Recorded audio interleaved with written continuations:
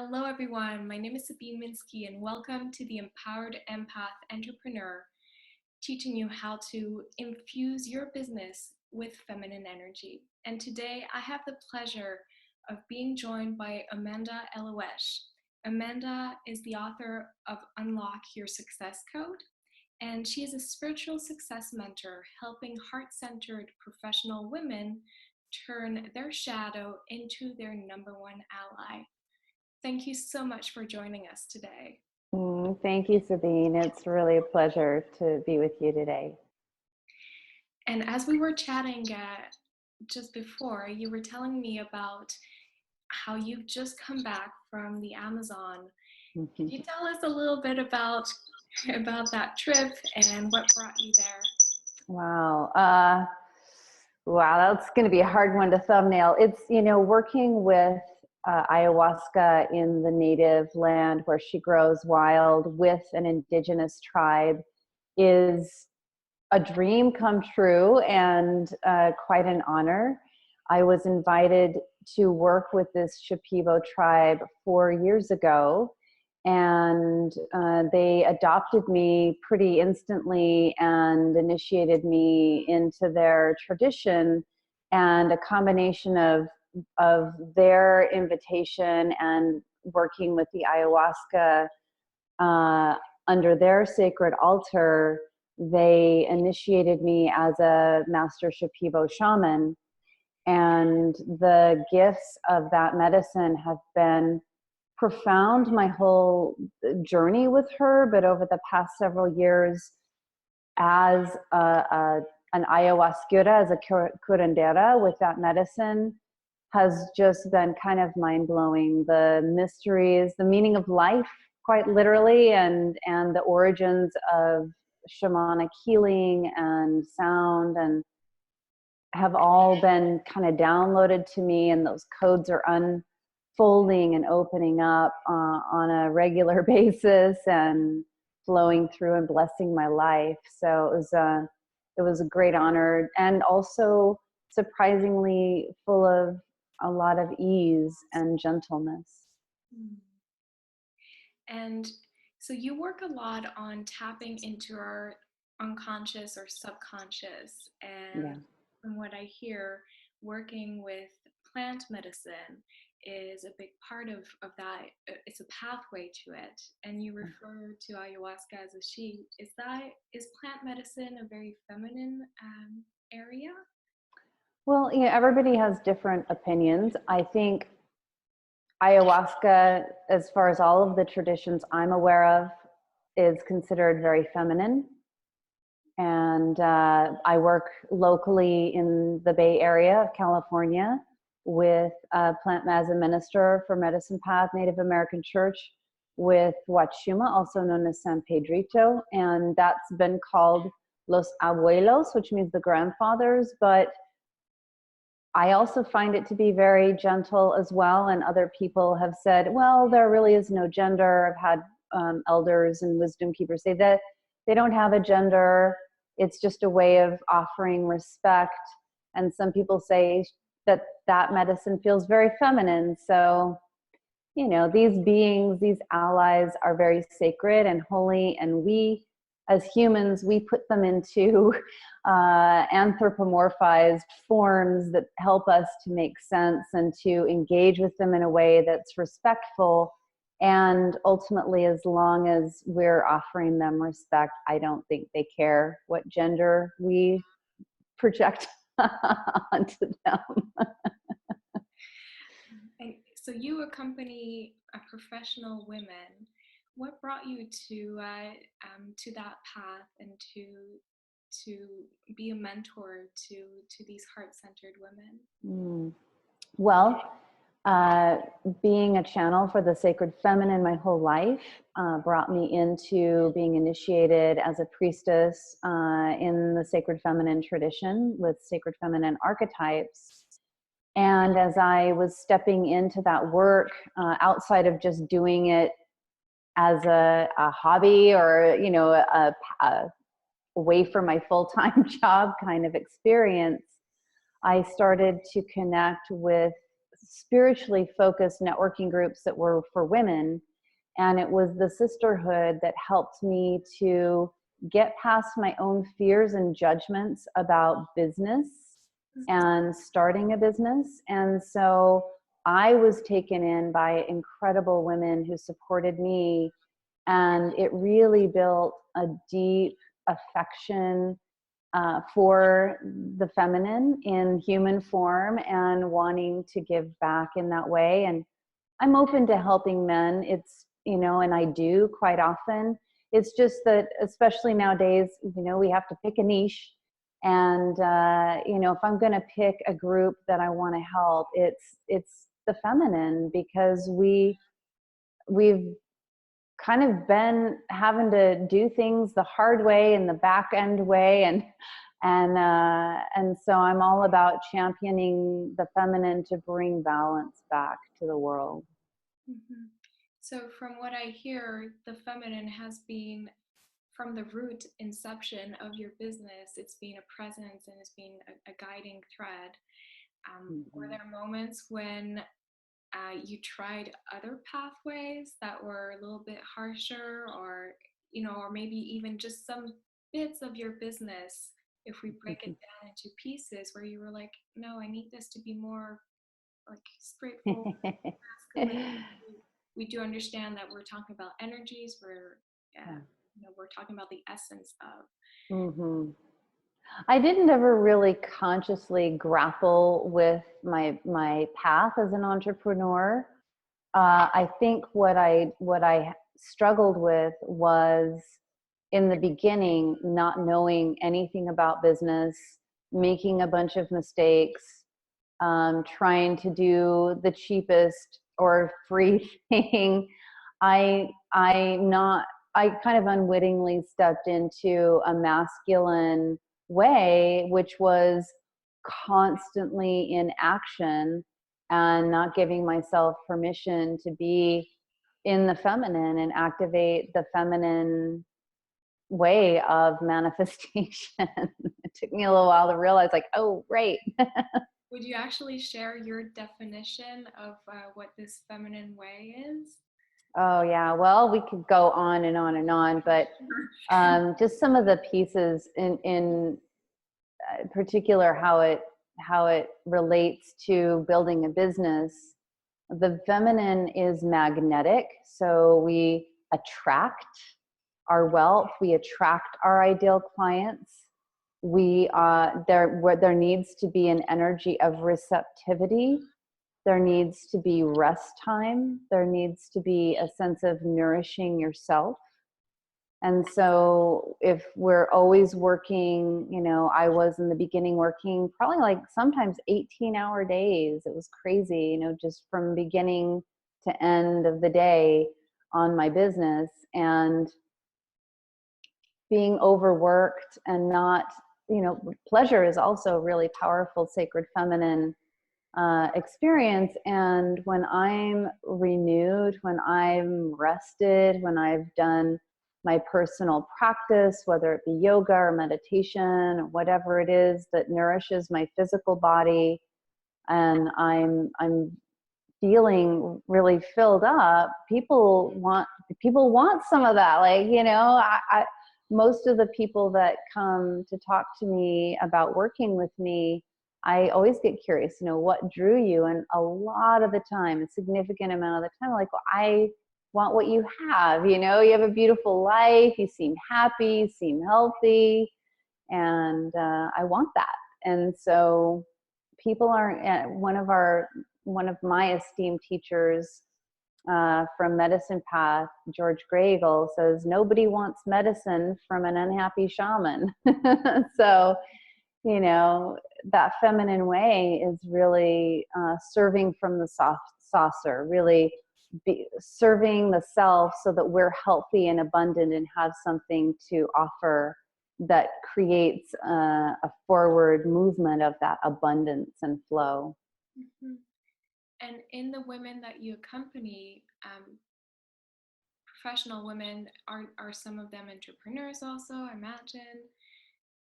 Yeah, most of them are entrepreneurs. Some people I just help with relationship or finding work that is ideal for them. But most of the women who come to me are struggling in the beginning of their business, or they have been in business for a long time and they're still not where they thought they would be by now. And so I help them. Yeah. And have you seen patterns in where they're expanding energy that really should be feminine oriented and isn't? Is there Oh, some things that just come up over and over again? well, in general, what I find is that they're putting a lot of effort. They're in scarcity mindset. They're not making enough money, and so it's stressing them out, understandably.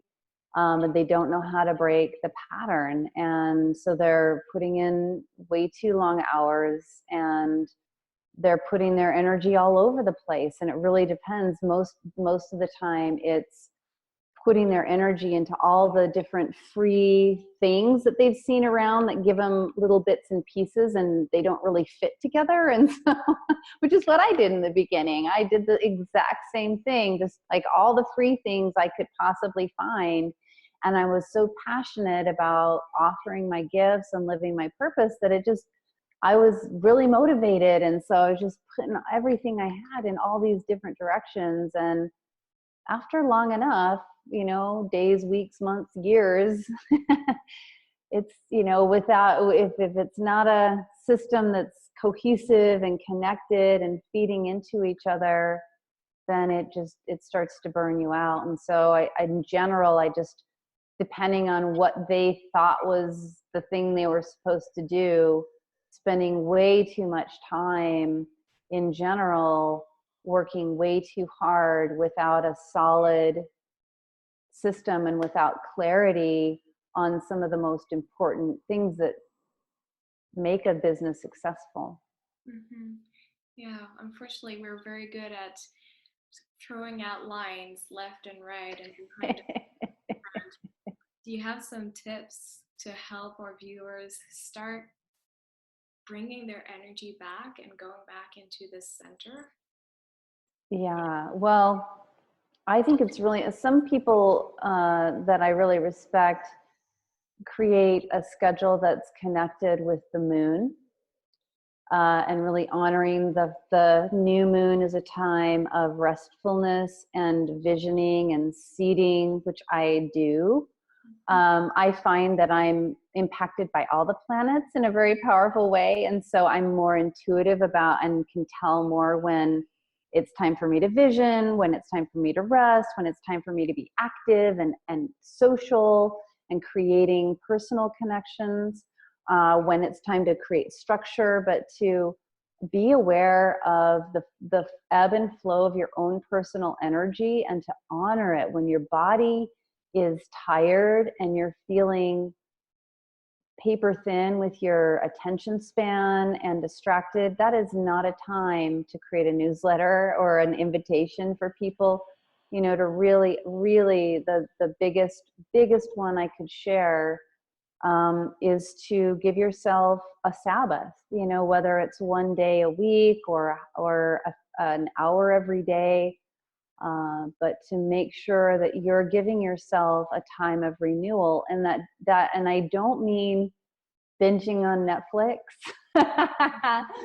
which we do, and there's no shame in it, but that's kind of zoning out. That's not particularly renewing. And so renewing would mean really dropping into a laying down meditation, maybe visualizing, being receptive. There are lots of different great practices that you can do while being restful that are visualizations or listening to music or listening to recorded messages. But to really do something that's peaceful, restful, and renewing your mind, your body, and your spirit, because that's just the way that world works. We have an inhale and an exhale. We have day and night, time for rest. We have the seasons. Everything is always reflecting to us how we thrive, and it has to include renewal. Mm-hmm. And really taking some time to identify for ourselves when those moments are also where we do have higher energy, and to really not jump on it, but to utilize it to its maximum, and then recognize when we're just not productive. We think of it in the day cycle, like some of us consider ourselves night owls or morning people, but we don't take it on a grander scheme, and that's what you're inviting our viewers to do. I love that. What about so the moon cycles? And actually, I'd love for you to tell us a little bit about you founded the 13 Moon Mystery School. Is that at the heart of it? Well, I didn't found the 13 Moon Mystery School. I was ordained with the 13 Moon Mystery School, and I got a little radical, and Spirit said, "You've got your own curriculum to teach," which basically meant tuning into source. So what I created was the Living Wisdom School, which is about helping other people through ceremonies, through transparent ceremonies, to access source directly. So for an example, we just did a healing ceremony and the focus was on the archetype of the muse. And so I created an altar that had colors and sacred beings and tools that hold the frequency and reflect the wisdom of the muse.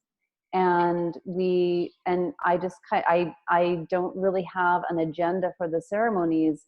I just tune in and let that particular frequency of the holy as the sacred feminine speak to me. And so we ended up playing in the backyard, some fun improv games to get us in our bodies and in playfulness. We had a fun tea party game based on the Go Ask Alice Oracle and Tea Party oracle that I wrote, and just a lot of playfulness and activating our creativity.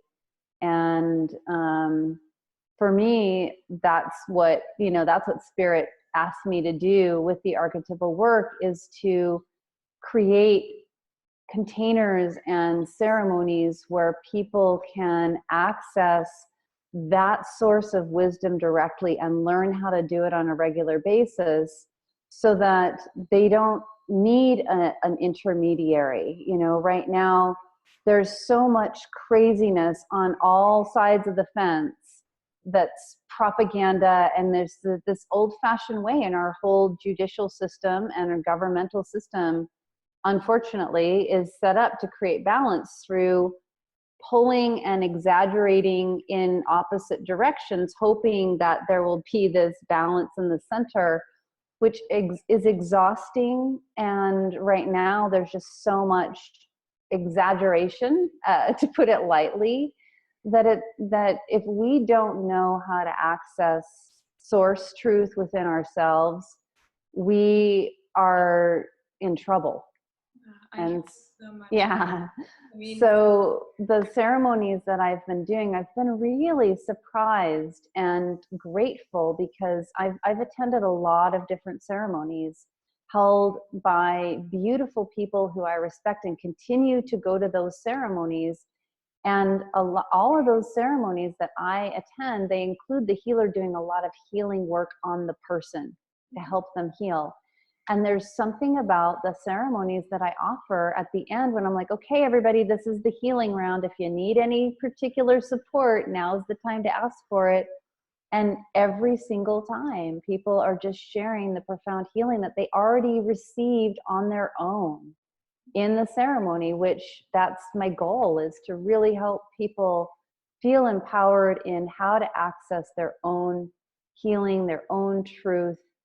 We need that so badly. We need more leaders. We need more people knowing how to get the good stuff from source. And so that's how it's been happening. They don't really work me too hard. Well, in a way, you're very much a vessel that transmits information that they can then take on. And I hear you on that, as that's the work that I do too. I'm all about putting power into people's hands through roadmaps, like on the soul level, but Akashic records, but the energy and the intention is the same.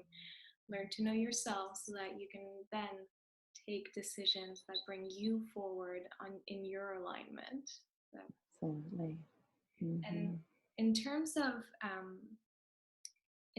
helping our viewers forward, I don't know if either you might be inspired to share a little bit of a connection. I'm not going to call it healing. A little bit of a connection for them through some words, or holding a space for them.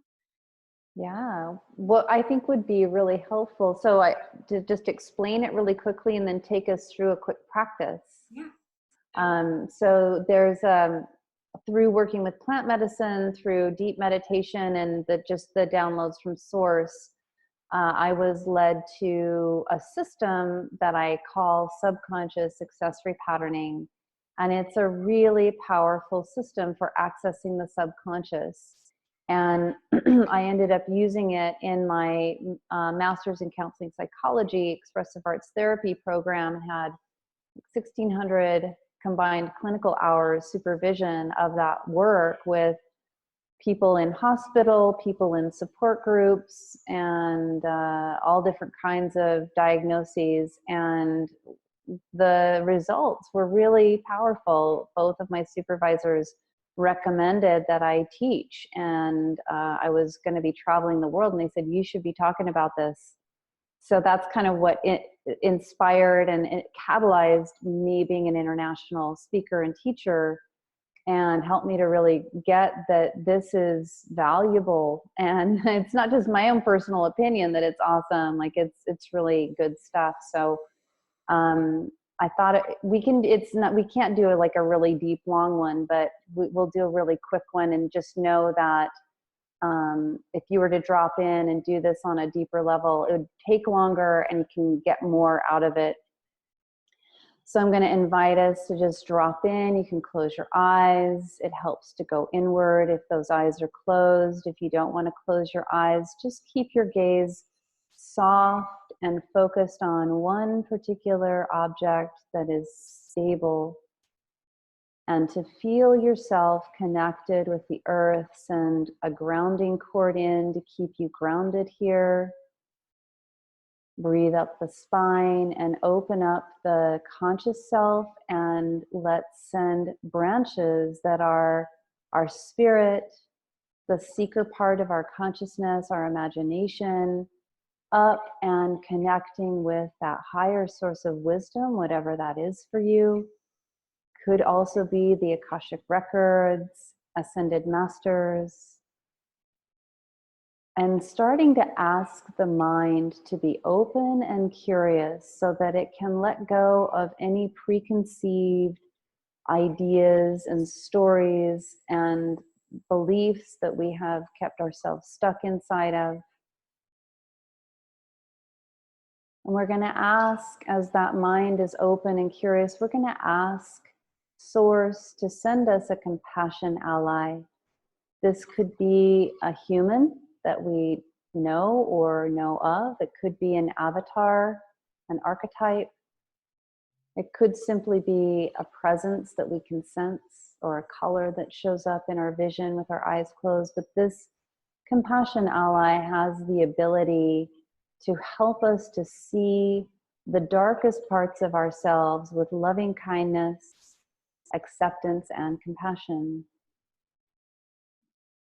And invite that compassion ally in, and then allow yourself to call in really into your full experience, your imagination, your memory, even let your body feel it for a moment. A time when you felt really stuck. It could be probably a repetitive pattern that you found yourself in, or a place that you've been trying to break through forever. It's just felt stuck. And just notice how that feels in your body when you remember what it's like when it's at its worst. Where does it show up in your body? It's usually something tight, can feel knotted, it can even feel uncomfortable. And just start to breathe towards that place. Imagine that the breath is a messenger and that you're sending it to that part of your body.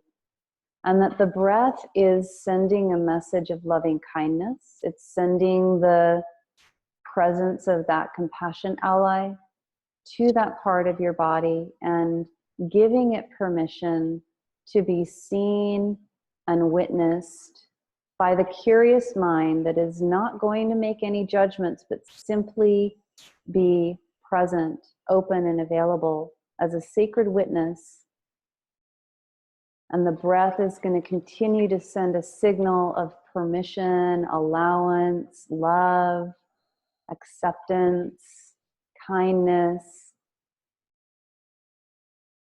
And I like to imagine that that breath is opening up, stretching out, like giving a little stretch from the inside as we inhale. And with the exhale, releasing old tension. And as you do that, just see if there's any kind of message coming through. It can come in the form of a memory, of a visual flash. It could be something abstract or very clear. It could be lyrics to a song. It could be a physical sensation. So just tune in. Let the mind be very, very focused on any information that might be coming from this part of you as we soften and open and release the tightness that's been in there and give it permission to exist inside of us. And if you're not receiving any messages, it's perfectly all right. What you can do that's going to be very beneficial is to just consciously send a message of loving kindness and acceptance to this part of you.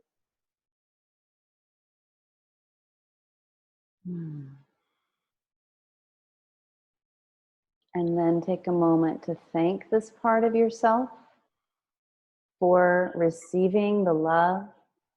If you got a message, thank this part of yourself for the communication. Acknowledge yourself for being able to actually understand this part of your subconscious that has communicated with you today. And if it feels authentic, make a commitment to come back and do this work again and have this communion again with this part of you. And then gently feel your body, bring your awareness into your physical body, connecting with that grounding cord. And as you take some deep breaths, you can wiggle your fingers and toes, give your head a gentle rotation, and feel yourself coming back. Thanks so much for creating this space for us. Yeah. I don't know if you also work with the energy and the healing in the voice, but yours is very particular in that. Thank you. Thank you for saying that. I do sound healing as a part of all of my ceremonies. And while I have been a speaker my whole life, I spoke in church and speak around the world, and that's a very easy thing. Singing was a really horrifying idea to me, but being in the ayahuasca ceremonies, she started to sing through me, and I started being invited to sing in those ceremonies, and she's opened up my voice in really profound ways.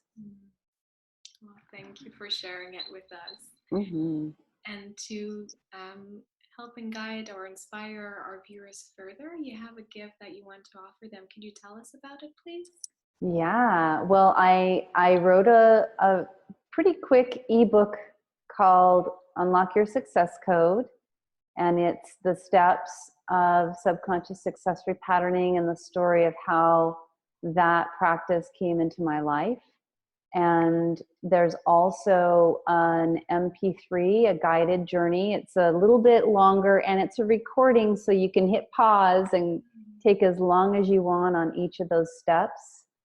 And for those of you who would like to get some, talk with me about my plant medicine work, my spiritual success mentoring, and the other programs that I offer, there's a free conversation with me to talk about how my programs might be able to help you to break through in your relationships or your business. Sounds like a juicy program. Thank you so much. It's really been a pleasure to have you on board today, Amanda. Thank you for connecting and for sharing about your own journey and how to just expand in the flow. Well, thank you, Sabine. Thanks for putting this together for your community. It's been a joy. Thanks. Bye-bye.